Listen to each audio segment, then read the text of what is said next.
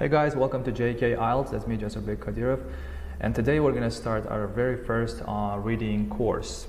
So today we're going to focus on three things. First of all, I'm going to explain general idea about IELTS reading, and then we're going to try to debunk some of the myths that IELTS candidates normally believe. And then we're going to talk about true, false, not given questions. I hope this will be a great and useful course for you guys, and you'll get the best possible result. Now, without further ado, let's get started. So let me just, put myself into the corner. Okay, so now, let's see. First off, what is IELTS reading? Well, guys, that's actually not that difficult. IELTS reading is, in IELTS reading you're given three passages. Passage means like an article, okay? So you'll be given three articles and you have to answer 40 questions. You'll be given 40 questions. And normally the difficulty of questions increase as you move to the next passage. So passage 1 is the easiest one, passage 2 is kind of a bit more difficult, and then passage 3 is the most difficult. But be careful guys, here I'm not saying always, I'm saying normally, which means, sometimes even passage 1 might be, the most difficult among 3 passages. So yeah, basically that's it. And in IELTS reading, you'll be given two types of passages, two types of information, texts we can say. For example, the first type is descriptive type. Descriptive means like you'll be given a text which describes something, okay? So for example here, this text about Roman tunnels, it's from, by the way, it's from IELTS 16. Cambridge 16. So it's about Roman tunnels. Here, the passage, everything that passage is doing here is just describing these tunnels. For example, 60 meters, and all the kind of information, details about the tunnel is given here. So that's why it's called descriptive text. Okay, it just describes. But there is also another a text type, which is called argumentative. As the word speaks for itself, argumentative means like 2 or 3 or several ideas are put against each other, and they are kind of arguing with each other. Someone says, I think this is black, and another person or scientist says, no, it's not black, it's white, and then the third one says, well, actually, the truth is always in the middle, so the color is not white or black, or it is just gray, for example. You see? Basically, that's what argumentative means. For example, here, I don't know whether it's given argumentative essay or not. Let me see. Yeah, normally when, for example, look, what point is the writer making in the 4th paragraph? Here, it's kind of asking about the argument. What argument is the author given, okay? So yeah, the passage, it's passage 2 here, and it's also, it's already, argumentative here. So I hope you understood. So there are two types. The first one is descriptive, which means it describes, for example, the height of something, or the appearance of something, or I don't know, the color, the some kind of details about something, okay?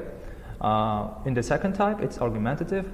2 or 3 or several ideas are put against each other, so they're contradicting each other. So yeah, that's why it's called argumentative. They're arguing, okay? Basically, that's it about IELTS reading. And there are many question types, and you have to know the question types by their names if you want to get a higher score, okay? Because if you don't know how the names of the question types, or if you don't know how they look, okay, you're gonna struggle a lot, okay? So that's why I always say. So know your enemies by their names. Okay.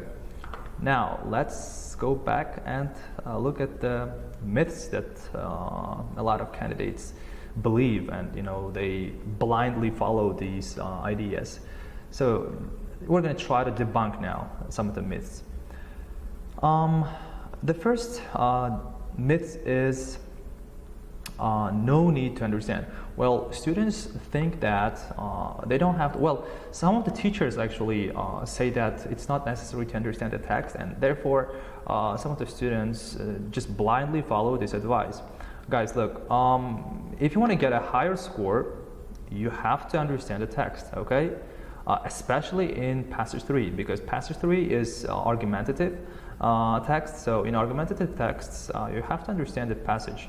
Without understanding it, it's difficult. Well, it's almost impossible to, get the correct answer. So that's why forget about this myth, okay? You must just get rid of this idea.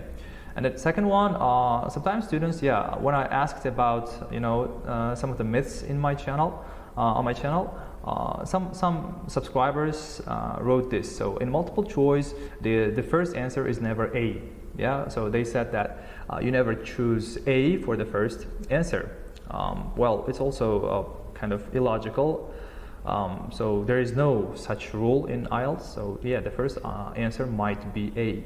Okay, and then in headings, especially in headings, a lot of students, have this misconception about heading.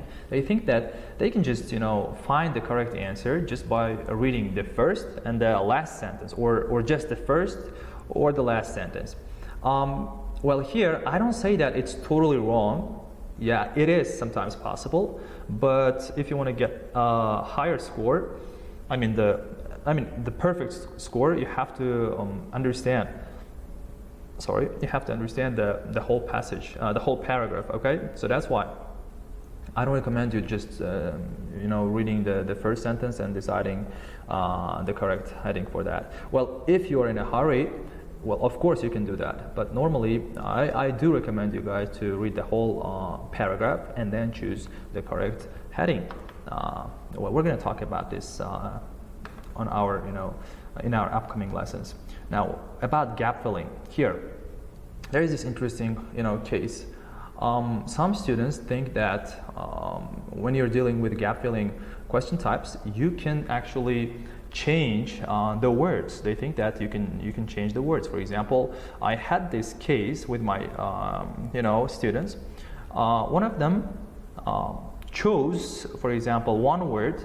It was like adjective, but in the gap, she was supposed to put a noun.